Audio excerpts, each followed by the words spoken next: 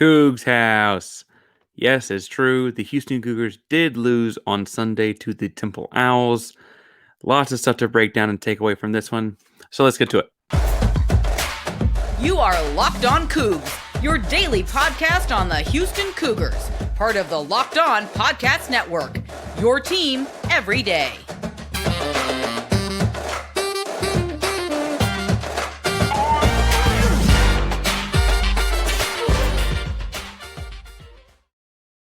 Welcome to Locked On Cougs, daily podcast about your Houston Cougars. I'm your host, Houston-born teacher and coach, Parker Ainsworth, here to break down all things Cougs. If you're a U of H fan, or can stop by, please be sure to subscribe down below. We need the latest on the Cougs in your newsfeed each and every day. We appreciate you making us your first listen of the day each and every day. Locked On Cougs is now brought to you by FanDuel. That's an exciting one. We'll talk to you more about throughout the week.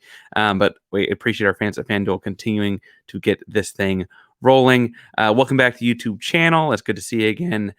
We are approaching 500 subscribers, and we get to 500 and give away some Sparkle swag and stuff like that. So make sure you A, hit subscribe so we get to 500 subscribers, and then B, start leaving comments down below to let us know that you want to be in the contest and tell us what you think about the game or what have you. Have no thoughts about the game or whatever today, or don't want to type them out anyway because you don't like putting four-letter words in print. Tell us if you've, A, I guess, ever had a Philly cheesesteak, and B, if you like actual cheese or Cheese Whiz. I'm not sure I get with the Cheese Whiz. Now, we want to make sure we say hats off to all things Temple Owls on that one. They played a really great game defensively for the entire game, but then offensively for certainly about three-fourths of it. And so while we want to talk to them about Houston, we'll make sure that we give them their fair share. I mean, Damian Dunn had 16 points. He was 3 of 8 from 3 and 7 of 8 from the free throw line. And Zach Hicks went 4 of 8 from 3. And frankly, that sharp shooting throughout is big time. I mean, you can get two guys combined for 7 of 16 from three-point line. That's going to help out in a lot of games. I mentioned on Twitter, if you follow my game threads throughout the game, I thought Houston was kind of standing too far away. Like they were technically covered threes a lot of the time, but I felt like there wasn't enough ball pressure where you're up on top of the guy necessarily. That's not the story of the game. That's not the only thing that happened. Houston missed 10 free throws, 2 of which were front ends of 1-and-1s in a 1-point loss. They lost 56-55. Temple, on the other hand, is 17th in the country in free throws, and let's just say missed a lot less. They went 20 of 22 from the stripe over the course of the game. I thought Marcus Sasser's thoughts were particularly poignant afterwards. He said that Temple does a great job of playing team defense, thought that they did a good job of doubling the post and doubling specific spots on the floor. They really forced Houston to make some questionable decisions. Worth pointing out that all that defense led to Sasser just getting 11 shots up. However, they did, in forcing him to be more of a creator, he did have 5 of the 9 assists from the Houston Cougars. So in the second segment, we'll talk some more about the game, I guess, as we keep going. But 9 total team assists is an indication of something not great happening on the offense side of the ball for sure. I guess I could talk about how poorly things went as a whole, but honestly, Sasser getting just 11 shots is not great, but Sasser getting 12 points on 11 shots is, I think about average for him. He's had some better games than that in the last month or 6 weeks. I think we're kind of hoping for more of that, honestly. Jarace Walker had just 3 of 12 shooting day. Not a great day for him either. Shooting basketball, miss him. I don't want to say point blank, but he's got a great floater. He missed a couple floaters down the stretch. I was like, man, what's going on with that? Did have 12 rebounds. Notably in this game, we saw very little Terrence Arsenault, a little bit more Emmanuel Sharp, and then not a whole lot of Javier Francis. And I think that, in watching some of it for a second time, watching particular stretches for a second time, I think the real key there was their defense wasn't as on par. They were kind of getting lost in translation a little bit defensively, and Houston has to maintain their defense. And frankly, they did. Well, we're going to sound kind of down and those kind of things about the game because it was a bad loss for the Cougs.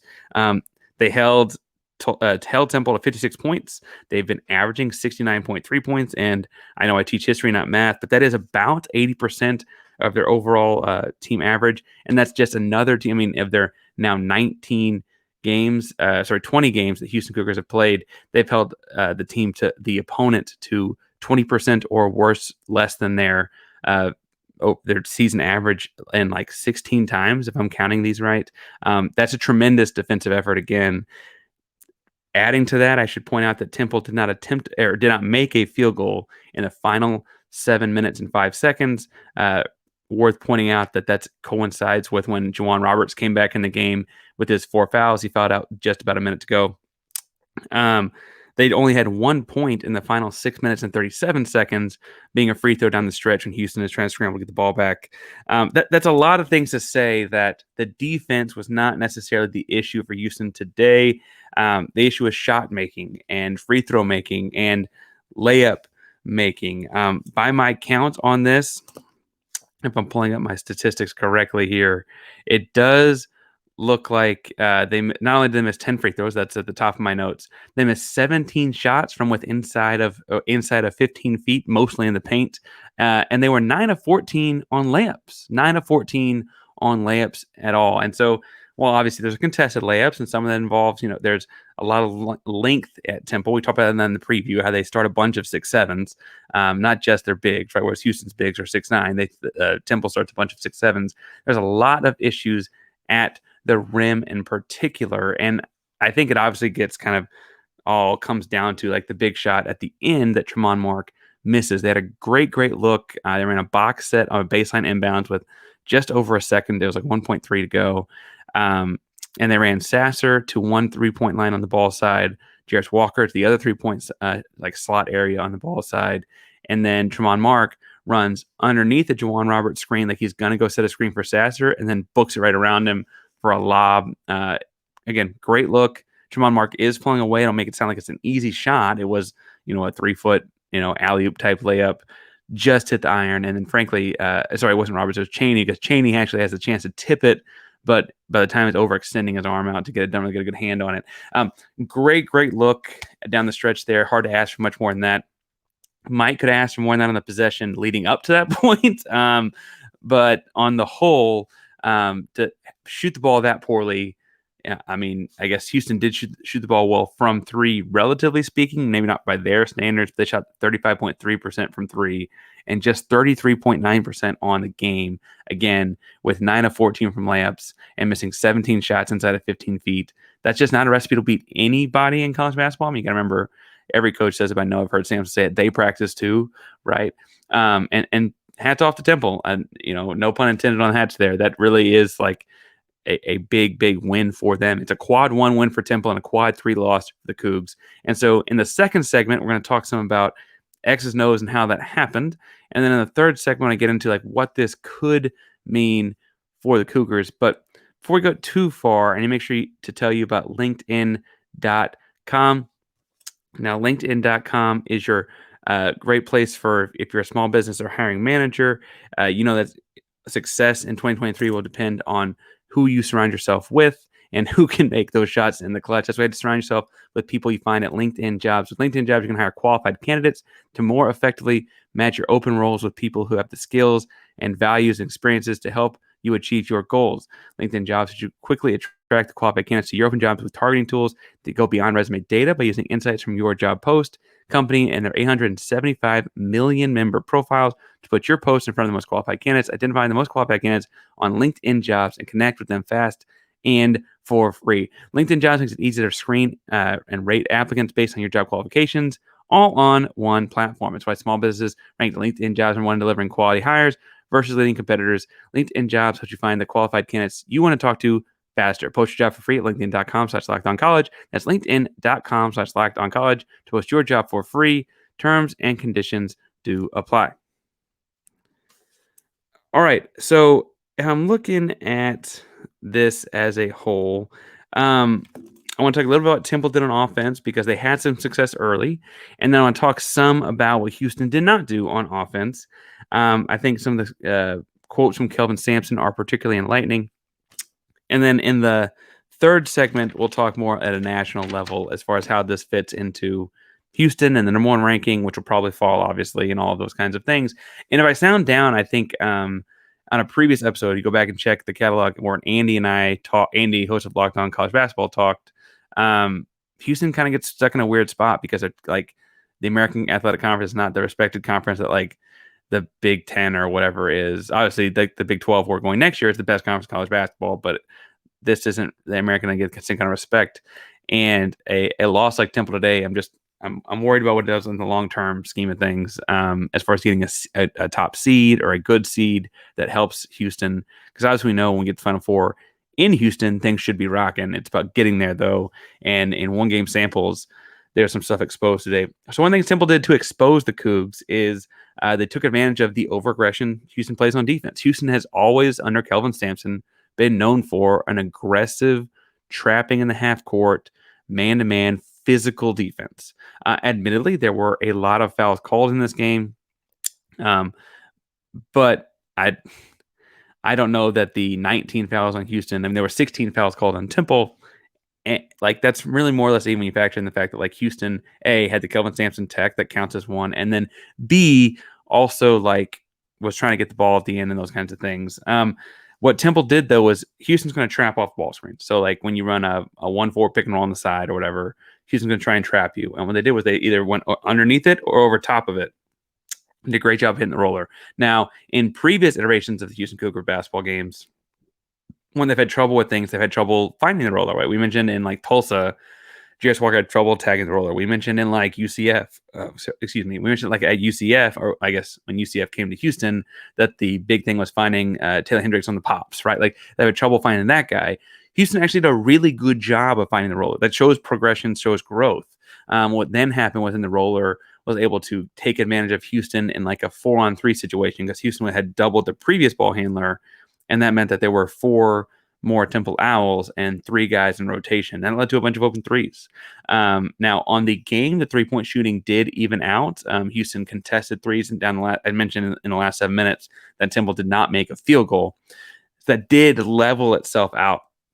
However, it doesn't mean they didn't happen early, and frankly, they were shots that just got Houston out of rotation because they tagged the roller. The roller then becomes a creator and then tries to find short rolls and stuff.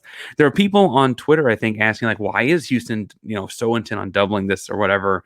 And I think you got to dance to the horse that brung you. All right, like that's not quite the saying. You got to dance to the girl that brung you, or you got to ride the horse that brung you. And I think I just combined those.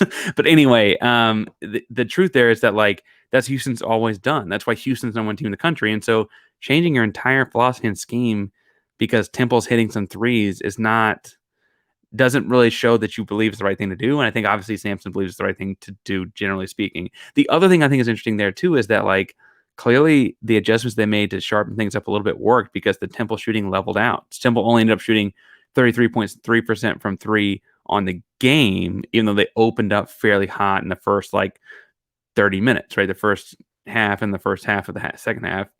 And so, I think on the whole, I would argue that if you hold a team to 33.3% from 3, it worked. Remember, you held Temple to 56 points. They've been averaging 69.3 points. Like we can talk about their last second loss to Memphis or when they lost, SMU. They're scoring a lot of points this season, especially in the American Athletic Conference play. And so, like defensively, while it was painful to see some of those open threes go in, I would say the scheme worked. It took the whole game to work, but I would say the scheme worked. The other thing I would say too is that, I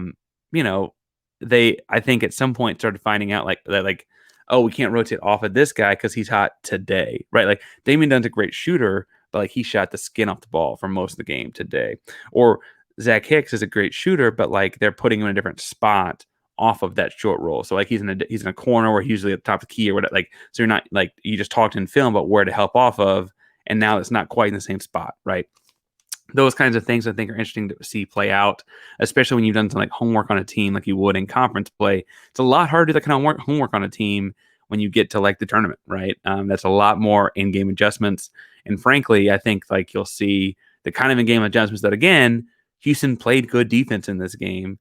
Those kinds of in-game adjustments are why people like the Cougs in March, right? Because they can make those defensive adjustments so long as they don't have some guy go off for 40 or whatever. Like that's the way that the cookie crumbles sometimes. Offensively, my frustration with the Cougars I mentioned earlier was ball movement. Now, I think that there's some people that are like going a little too hard on the on the critical direction when talking about Houston's offense. And so I want to point out that like, at the end of the day, when you miss, if they'd made their season average free throws, they win this game. And depending on like which one, if the makes come on the 1-and-1s and stuff, like they might have won this game by 10 points or so, right? If they shoot their season average on shots inside of 15 feet, they might have won this game, right? They might have won this game by double digits as well, right? Like all those kinds of things do factor in, and they did have a bad shooting day. And if Tremont Mark makes that shot at the end of the game, we're probably talking about like, oh man, they survived, right? Like it all those things come down to make or miss league. I know it's the saying about the NBA, but college basketball feels very same way. Certainly feels to be trickling down like that over the course of the last 20-ish years. That said, 9 assists as a team when when you make 19 shots, I think the indication there would be like half of your shots are off assists, and you didn't make that many shots. So you should be trying to find ways to spark more assists. And the other thing I'll say is that Houston knew that they were more athletic and faster and were beating guys off the dribble. They were getting to the lane and doing like getting inside of 15 feet off the bounce and getting aggressive shots in that sense, but they weren't falling. And what I have trouble watching on TV and understanding is it feels like every time they call timeouts, they come out of timeouts and have some sort of a set, with the exception of one key moment we'll talk about in a second. They have some sort of a set, right? So I know Sampson and company are calling something, right? I don't think this is a Sampson just wants ISO ball. There's people on Twitter, oh, he was in the pros too long. He wants to. That's clearly not the case. That's not been Sampson the whole time, right? But what I will say is that the aggression he preaches in those moments where it's not right out of a timeout does seem to be leading to Shed attacking, Mark attacking, just attacking off the balance because they can. The guy in front of them cannot guard them, right? And so I think that's probably kind of more like the culture and mentality of the team is going to lead to that unless you're explicit in a timeout calling something different. It's why Jamal Shed had 16 shot attempts and the next highest was Jarace Walker. I mean, he had 3 guys with 10 or more shot attempts. Jamal Shed had 16, Walker had 12, and Marcus Sasser had 11. Even if it's those 3, I'd probably rather Sasser have the 16.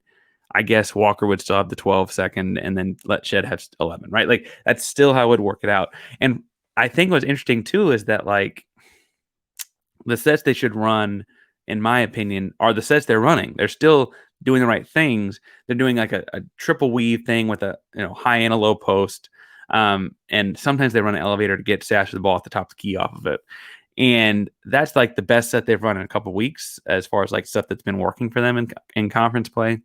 And without going too nitty gritty and spoiling all the tea from what it looks like they're doing on television, what I think is interesting there is it's also it's utilizing the speed in the same way, but it's also not like it driving to kick, and the elevator happens, and you hopefully get like some of the high low action. I thought one of the elevators they did was beautiful. They had I forget if it was Walker or Roberts on the backside block, and they ran Sasser off of an elevator through Jarace Walker, and Walker then rolled to the short corner and had a little isolation play out of it. Like just simple things like that, like not an assisted bucket because he takes 2 dribbles from the short corner to get his one. I think it was a pushback kind of layup, but that kind of an action is still action, even if it's getting guys into more isolation moments, because the typical thing you see there is to get the ball to Sash at the top of the key and get out of his way. All that said, I thought Sampson had a couple quotes at the end or after the game that were interesting. He said that Houston, quote, never could make the big play, needed a big shot. That dozens and dozens of times have done that over the years. And then, quote, even with all that, call timeout, draw a little bit of action, we ran, got Shimon wide open for basically a layup, didn't go in. And that's, I think, interesting, like, in listening to Sampson after the game, he had several moments where he had something along the lines of, like, this is college basketball, teams do lose. Like, Houston doesn't lose often, but teams do lose, right? And so when he's talking about, like, that moment they needed, I thought of 3 things right off the top of my head. The first one was about 3-minute mark. Houston's kind of rolling, and let me make sure I have the score right here. But at the 3-minute mark, Houston's kind of rolling, and Sasser comes down and has kind of been feeling it. He's got a few baskets under his belt at this point. And there's a TV timeout on the loose ball after a Juwan Roberts rebound. TV timeout comes. Houston's got the ball coming down. Sasser pulls up for 3 It's 52-55, 3 minutes left, right? Misses. Now, we've all seen Sasser hit that, roof comes off, Houston goes on a run for 3 minutes and wins by 12. Like that's happened for 4 years now with Sasser, right? Like that has happened. It just didn't happen on Sunday, right? The other one that jumps out to me is Jamal Shed missed a 3-pointer at about the, it looks 45-second mark, 43-second mark. Houston had just called a timeout at 48 seconds. And a second ago, I told you there was one time Houston called a timeout, or there was a timeout, and Houston came out and did not run a set. This is that time. Jamal Shed had it. He looked like, I couldn't tell if they were trying to run a set or not. It just happened so fast. But 5 seconds after the timeout, his defender is sagged inside the 3-point line, and he pulled it. Now, he, to be fair, opened the game shooting very, very well. He finished 3 of 8 from 3. He started like 3 or 4 from 3. I forget exactly. I think it was 3 or 4 from 3, right? I get why he feels like I can put this in. However, I don't think that was a set that they'd called. Sampson didn't look particularly happy with it. Make that what you want. And having just called a timeout, I don't think they'd have called a timeout with under a minute to go, down by a single point, to have Jamal Shed walk into a 3. Sampson's a better coach than that. We've seen him do better than things than that. And so I don't think that that's quite what he did either. And then my third shot that had they gotten a shot there, that could have been the moment, right? My third shot that could have been the moment that Sampson's talking about. So Juwan Roberts had an and one after a great steal with about, a minute and a half left. Tied the and one, made his free throw, tied at 55. About 10, 15 seconds later, Juwan Roberts fouls out.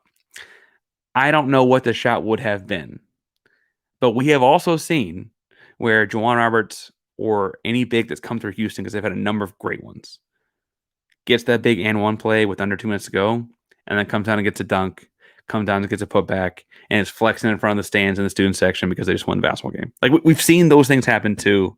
It didn't happen on Sunday because he fouled out. Now we could go ticky-tacky and talk about like, oh, he shouldn't have had this foul or that foul early, and I do think he had his third one was kind of dumb, and I still haven't seen his fourth one. But anyway, all that is to say that the moment Sampson accurately pointed out that they typically have did not happen. And it's a shame that didn't happen because it led to a fairly big loss. We're going to talk more of that loss in a second.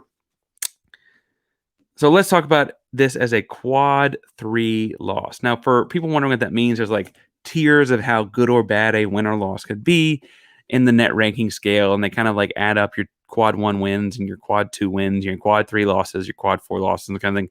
And they kind of start to sketch out throughout the season like some rough look at bracketology kind of stuff and where you will be.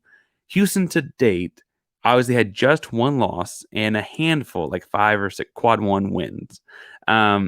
And frankly, that was big time. That was a big, big deal because your only loss being quad 1 loss and it being a relatively close game against Alabama was not so bad, right? That's not so bad. Again, there were 1-loss teams, one of the number 1 team in the country in every metric. A quad 3 loss at home, unless Temple does something really special throughout the rest of the year, probably sting a little bit in the rankings. Now, as far as the national picture goes, Kansas last week lost twice. They were the number 2 team in the country. They will also fall. UCLA lost to Arizona on Saturday. They were also in the top 5. They'll fall as well. Purdue will likely be the number 1 team in the country. And someone in the Big Ten will probably knock them off. So I don't know if that means we have to root for Michigan for a week or something like that, but someone will knock them off. I have my thoughts about Big Ten and basketball right now. Anyway, that's probably for a separate podcast. And maybe I need to talk about Andy getting on Locked On College Basketball because I don't know how good I think the Big Ten is at basketball, period, right now. But Purdue will be number 1 team in the country. Alabama will probably be number 2. I think it's going to sting a little bit because Houston, you and I both know, all of Houston knows that they probably should have won that game when they played Alabama. They were up 15 in the second half, had a big, big run, and then the offense kind of stalled out. Not horribly unlike how the offense stalled out against Temple. So maybe we need to address that. But I will say that I think Alabama will be number 2 team in the country. The question to me, as far as where Houston falls, anywhere between 3 and 9, is really about how do people in the AP poll value Kansas State, a 2-loss team that was like 14 last week, but has now beat Kansas in overtime and Texas Tech by like 10 in the same week. Like how much does the country value Kansas State as a 2-loss team? In the 3-loss teams, you got UT Austin and UT, I guess Knoxville, Tennessee. They're both 3-loss teams, both in the top 10 power whatever conferences, if that's a thing to you. And they play each other soon. Do you kind of like hype the matchup up, vote them up, and then the winner obviously jumps up a little bit? If you're going to go to 3-loss teams, Gonzaga's 3-loss team that has had a fairly impressive month of January so far. I don't know. That's the national picture as far as where things fit and how far you drop Houston. I do think losing to Temple is probably a knock as opposed to getting another random second loss. Like losing to Central Florida on Wednesday as your second loss might have hit a little bit differently. Because not everyone in the country, I think, values 12-9 Temple the same as someone who pays attention to the American Conference would. That's fine though. As we've said throughout the season, and as Sampson has reiterated several times, the goal is not to rent the number one seed throughout the season. The goal is to have when the whole thing's said and done, and you got to do that by winning games in March. And I care about it because I care about being a number one seed. I think that makes things a lot easier. So when I look at like what kinds of things have to happen, it's not so much. I mean, Houston needs to win games, right? Houston probably will take, but needs to try not to take another loss in conference. They have Central Florida on Wednesday, and we'll talk more about a preview of that Wednesday when the game happens. But UCF's a little banged up, and it's not quite the same team. It's on the road though, so what does that do? Cincinnati next weekend. That's a tough team in conference, and frankly, the combination of that this week, Central Florida and Cincinnati, almost makes you think if was Temple kind of a trap game. Who knows? For what it's worth, Houston did drop number one in KenPom. You heard that right. They dropped to number one in KenPom. They're still atop the whole world in KenPom. Houston could win out. And I don't know if it matters necessarily because with the loss to Temple, people can start looking at what the other teams do as well. What does Kansas do now they lost a couple games? What does UCLA do? Does they come back and beat Arizona? Does Arizona run the table in the Pac-12? Alabama, do they continue to run through the SEC, or do they run into like a Tennessee? What does Tennessee do? Kentucky looks down, but are they down forever? Gonzaga, again, if they come into mid-March with just 3 losses, you got to weigh that somewhere, right? In the Big 12, where we're going to be next year, you got TCU, Kansas State, those teams are winning games, and frankly, fairly TCU is an impressive team. And so, what does that mean for Houston in seeding and those kinds of things? At the end of the day, all Houston can control is their own wins and losses, right? Houston can't control what Kansas State does. Houston can't control what UCLA does. Houston can't control, outside of the Bama game that they played, what Alabama does, right? They got to go to UCF on Wednesday and win that one. They got to go. They got to come home and play Cincinnati on Saturday, and they got to continue to stack up American Athletic Conference wins and continue to do what we know they can do, which is play great defense, keep teams 20% below what their season averages are, and hopefully find some ways to make some more impactful plays. Now, all that is to say that I'm not getting super, super worried about the Houston Cougars. I know I'm sounding a little bit down because bluntly, they should have won this basketball game, and so I'm a little upset about that. But on the whole, the season is far from over. It's not like, oh no, the sky is falling. I told you when was the last time you and I talked about wins and losses in the seeding last week that truthfully, Houston will probably lose 2 conference games. And so this might just be the first of 2. American Athletic Conference is stronger than people think. Houston's got a giant bullseye on their back. You're getting everybody's best game every week. Getting to play Houston is the only reason Temple was on ESPN. I mean, that's a big, big deal to those kids, right? On ESPN, the primary channel, I should say. American Athletic has their deal with ESPN Plus or whatever, but we had to play on real ESPN, and if you're Temple, it's your only game like that this season. And that's all really, really valid and important. I do think Houston pushes through the conference with, a little bit of a wake-up call today. I'm sure film Sunday night, because I'm sure Sampson has, quote unquote optional, who knows what kind of meeting, or maybe it's just, senior led. I'm sure they're reviewing the film very, very quickly because they got to fix some of these things before going to Central Florida. And with the travel involved there, I'm not sure how much practice time they get otherwise. Film, I will say, can happen on a plane. So, I guess that helps a little bit. But we'll see how those things go. All that is to say, we got a long week this week at Locked On Cougs. Tuesday, we'll be back in and talk some football stuff. We got football recruiting news. Signing day is soon. And so we got to kind of see and a little bit of check in and see what those kinds of things look like. Wednesday, we got the UCF game. We got to preview that. We'll obviously break that down as we get into getting ready for the Cincinnati game over the weekend. Busy week here at Locked On Cougs. So make sure you subscribe down below. Make sure you get seeing your newsfeed each and every day. You're going to find me to talk about the Houston Cougars, football, basketball, the Houston Rockets, the Astros, the Texans, or whomever, sneakers, sparkle, anything you want to talk about, find me at Painsworth 512, PAINSWORTH 512 on Twitter, Instagram, and all your various social media services. If you're looking for a second listen a day, first I want to say thank you for making us your first. And your second listen today needs to be Locked On College Basketball because it's been utter chaos in college basketball the last 5 or 6 days, and they are breaking it down. Andy and Isaac do a great job with the Locked On Network's #1 Locked On College Basketball national show. So make sure to check that out, Locked On College Basketball, for your second listen of the day. Thank you all so much again for making us your first listen. Locked On Cougs, a proud member of the Locked On Podcast Network, your team every day. Go Cougs.